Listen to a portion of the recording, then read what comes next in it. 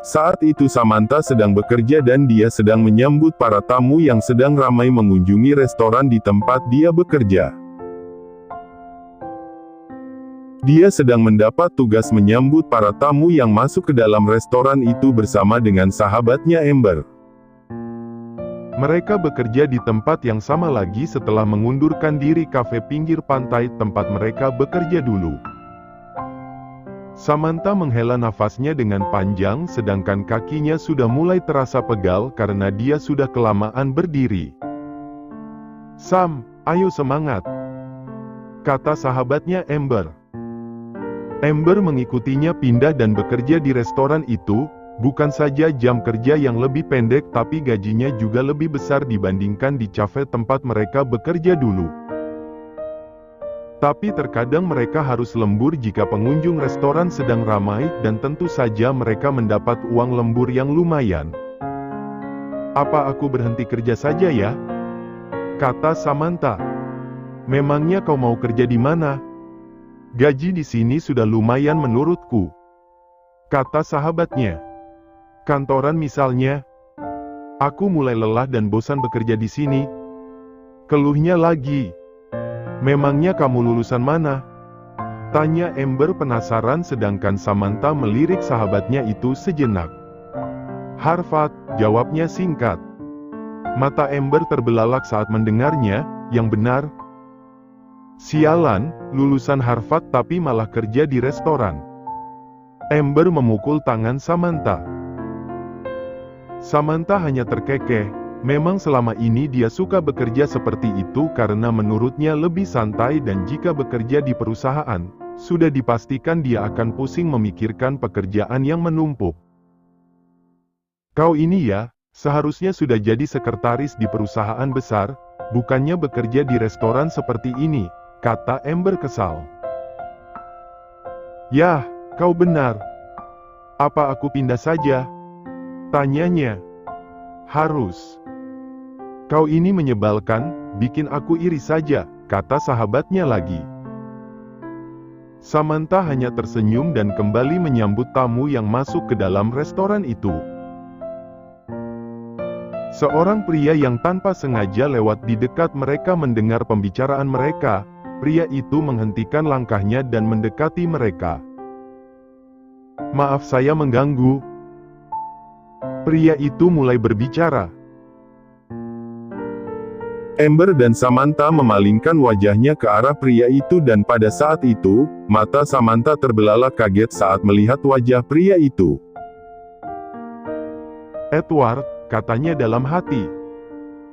Tapi ini versi besarnya, matanya masih setia menatap wajah pria itu dan tidak mau berpaling. "Ada yang bisa saya bantu tuan?" tanya Amber. Tidak ada. Tanpa sengaja saya mendengar pembicaraan kalian," ujar pria itu sedangkan Samantha dan Amber saling pandang. "Begini, kebetulan di perusahaanku sedang membuka lowongan dan jika kalian memang berminat datanglah ke alamat ini." Pria itu memberikan kartu namanya dan segera diambil oleh Amber. "Wah, ini sangat kebetulan," kata Amber. Amber menyikut lengan Samantha yang sedari tadi tidak bergeming menatap pria itu. "Hei Sam," katanya dengan pelan. "Oh ya, ada apa?" Samantha tidak enak hati dan tersenyum pada pria itu sedangkan pria itu membalas senyumannya. "Siapa nama kalian?" tanyanya. "Aku Amber." Amber mengulurkan tangannya dan disambut oleh pria tampan yang sedang berdiri di depan mereka. Setelah melepaskan tangannya dari Amber, pria itu mulai mengulurkan tangannya pada Samantha. Samantha membalas tangan pria itu dengan ragu-ragu. "Sam, Samantha Jackson," katanya dengan ragu-ragu pula. Pria itu menatapnya dengan serius saat mendengar namanya. "Jackson? Apa kau putri Alex Jackson?" tanyanya. Bukan. Samantha langsung mengelak. Seharusnya dia tidak menyebutkan nama belakangnya. Oh, aku kira. Pria itu tersenyum kepada mereka. Siapa nama tuan? Tanya Amber pula. Franz, panggil saja aku Franz. Pria itu menyebutkan namanya sedangkan Samantha dan Amber hanya mengangguk. Kalau begitu datanglah ke tempatku jika kalian berminat, siapa tahu di antara kalian bisa jadi sekretarisku. Mereka berdua kembali mengangguk. Franz tersenyum melihat ke arah Samantha sejenak dan kemudian pria itu meninggalkan mereka berdua untuk kembali ke tempat duduknya. Hei! Pria itu sangat tampan bukan? Amber tersenyum usil menggoda Samantha. Ya, lalu? Jawab Samantha acuh tak acuh. Kenapa sih kau begitu dingin pada pria? Apa kau tidak tertarik sama sekali? Tanya Amber dengan ketus. Stop menghayal, kau lihat dia bersama dengan seorang wanita? Sambil melirik ke arah Franz yang sedang makan malam bersama seorang wanita cantik. Ya. Kau benar, terdengar nada kecewa dari suara Amber. Ayo kembali bekerja, ajaknya. Sebenarnya dalam hati Samantha merasa sangat bimbang. Kenapa dalam satu hari ini dia bertemu dengan dua orang yang membuatnya takut? Tadi pagi seorang perempuan yang mengaku ibunya Edward, tapi sekarang pria itu sangat mirip dengan Edward. Samantha menggelengkan kepalanya, mirip belum tentu ada hubungan bukan? Dunia ini luas dan bisa saja wajah orang ada yang mirip satu sama lain, pikirnya. Dia melihat kartu nama Franz yang diberikan Amber padanya, apa dia harus mencoba? Tapi bukankah sangat beresiko jika dia mendekati pria itu? Tidak, aku tidak boleh mengambil resiko. Sebaiknya aku menjauhi pria ini, dia pasti bukan orang biasa karena mengenal ayahku. Padahal nama Jackson itu banyak tapi entah kenapa Franz bisa langsung menebak jika aku putri Alex Jackson. Ucapnya dalam hati. Amber, ini untukmu. Samantha mengembalikan kartu nama itu kepada Amber. Kenapa? Tanya Amber dengan heran. Tidak apa-apa. Ini kesempatan bagus untukmu dan lagi pula aku tidak berminat jadi sekretaris. Aku akan mencoba di tempat lain jadi kau bisa mencoba melamar bekerja di sana. Jawabnya. Kau yakin? Tanya Amber lagi. Samantha mengangguk. Dia sudah sangat yakin dan tidak akan coba-coba masuk ke dalam mulut buaya. Jika dia bekerja dengan Franz, kemungkinan pria itu akan bertemu dengan Edward di kemudian hari sangatlah besar. Dan pada saat itu terjadi, Franz pasti akan menyadari sesuatu. Jika memang pria itu ayah dari Edward, maka pria itu pasti akan merebut Edward dari tangannya. Samantha tidak akan sudi dan tidak akan mau karena dia sudah sangat sayang pada Edward. Samantha menarik nafasnya, dia saja belum tahu apa yang akan dilakukan Stella. Wanita itu berkata akan kembali dan dia tidak bisa membayangkan apa yang akan dilakukan olehnya. Sekarang malah bertemu dengan orang yang sangat mirip dengan Edward membuat perasaannya semakin bimbang. Entah apa yang harus dia lakukan nanti. Sialan. Kenapa hari ini begitu sial bertemu dengan mereka? Apa aku kembali ke rumah saja? Pikirnya. Tapi jika dia kembali, berarti dia harus menerima pria yang akan dijodohkan oleh ayahnya. Samantha kembali menarik nafasnya, bertemu dengan dua orang itu membuat posisinya dalam kesulitan. Jika kedua orang itu adalah orang tua kandung Edward, maka mereka dapat merebut anak itu dengan mudah dari tangannya. Untuk melawan kedua orang itu sangat sulit karena dia hanya orang yang menemukan dan mengasuh Edward.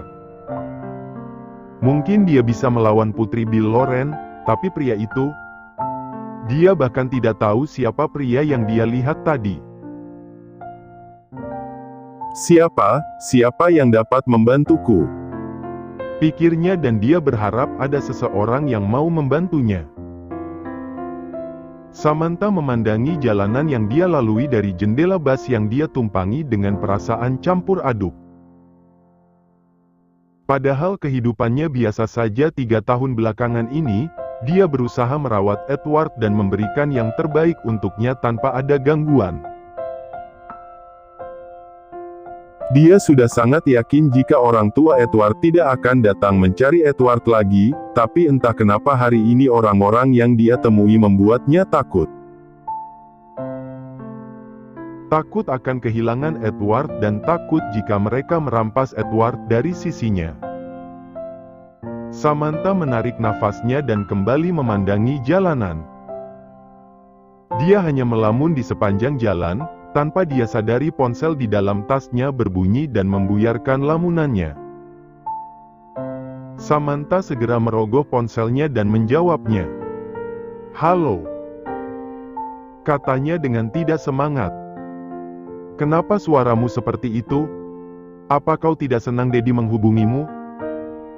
"Daddy?" Samantha tidak percaya mendengar suara ayahnya. Sudah 3 tahun dia pergi dan Samantha tahu ayahnya masih marah padanya. Ayahnya tidak mungkin menghubunginya begitu saja jika tidak ada apa-apanya. "Apa kabarmu?" tanya ayahnya lagi. "Jangan basa-basi, apa yang Daddy mau?" tanyanya dengan ketus. "Anak kurang ajar, apa aku tidak boleh tahu keadaanmu?" teriak ayahnya. "Bukan begitu, aku hanya curiga dengan sikap Daddy." Alex menarik nafasnya, 3 tahun sudah putrinya pergi. Dia mengira jika Samantha tidak akan bertahan di luar sana dan merengek pulang dan mengikuti perkataannya, tapi siapa sangka. "Aku dengar dari momimu jika kau sudah punya pacar, apa itu benar?" tanya ayahnya tanpa basa-basi. Samantha memijit pelipisnya. Dia sedang pusing memikirkan masalah Edward, tapi sekarang ayahnya malah bertanya soal kekasih. "Kenapa diam saja? Apa kau bohong pada momimu?" tanya ayahnya lagi. "Tidak, itu benar," jawabnya. "Bagus kalau begitu. Bawa pacarmu pulang untuk menemui kami. Jika pria itu sesuai dengan harapanku maka aku tidak akan menjodohkanmu lagi," perintah ayahnya. "Apa maksud Daddy dengan pria yang sesuai dengan harapan Daddy?" tanyanya.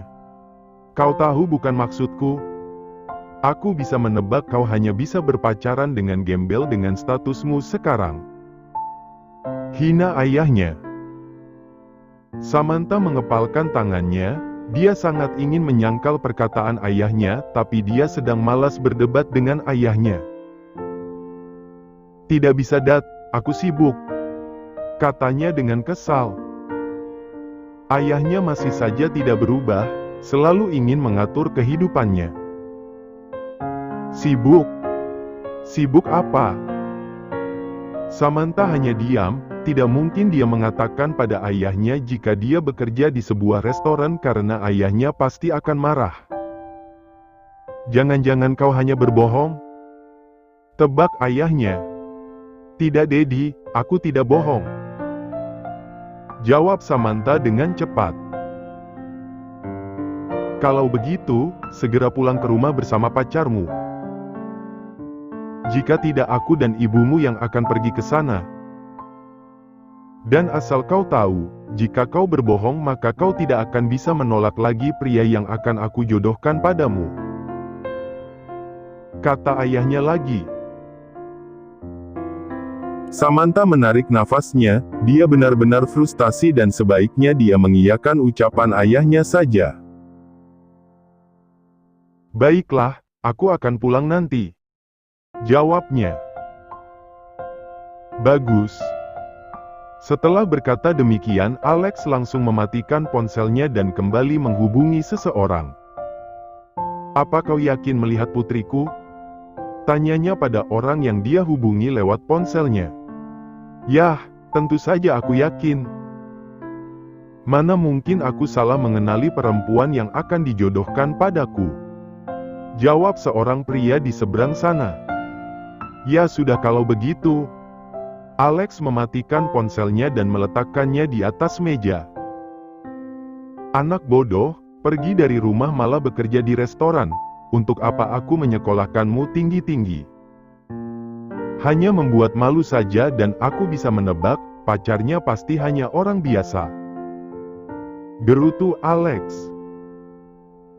Sebenarnya Alex ingin marah saat mendengar putrinya bekerja di restoran, tapi dia urungkan karena dia tahu jika dia marah saat ini maka putrinya tidak akan mau pulang ke rumah membawa kekasihnya.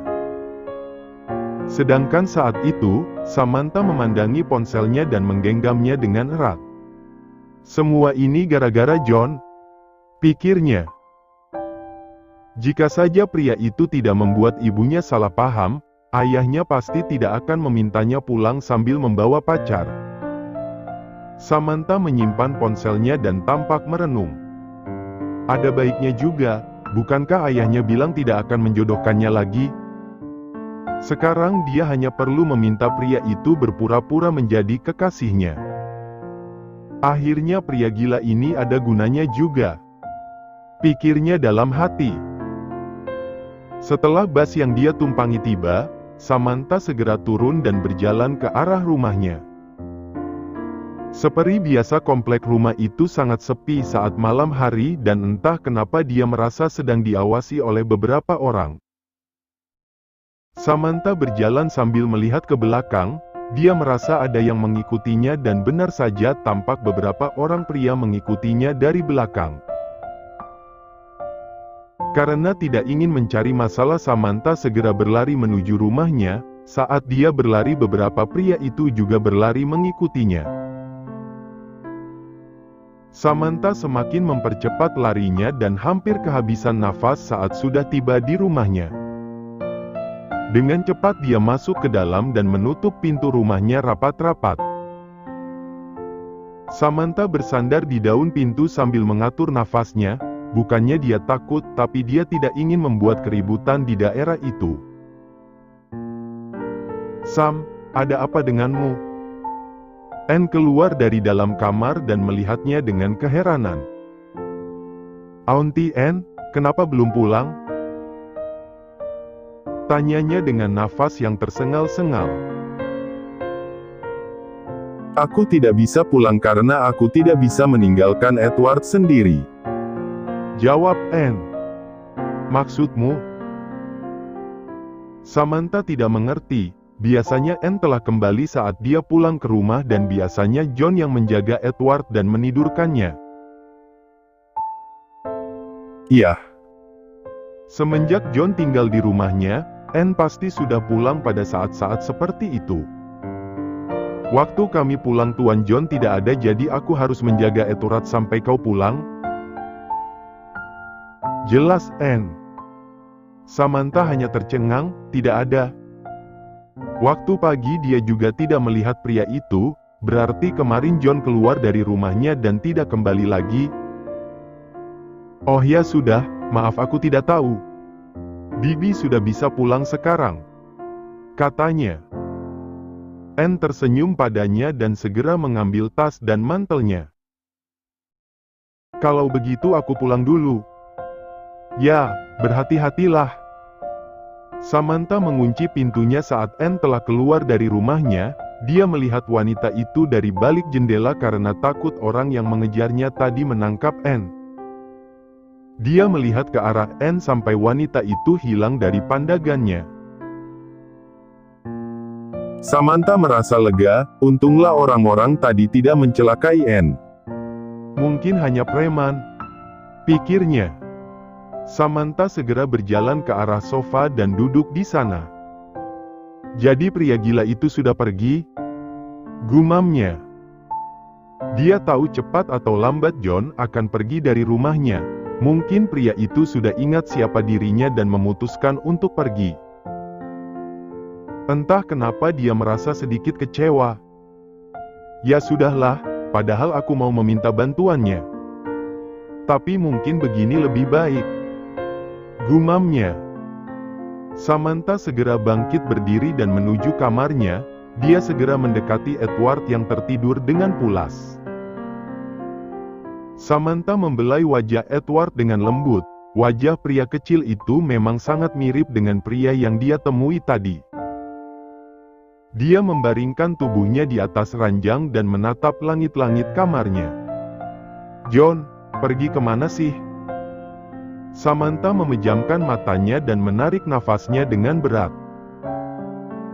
Pria ini benar-benar menyebalkan, datang seenaknya dan membuat masalah, sekarang pergi seenaknya dan meninggalkan masalah.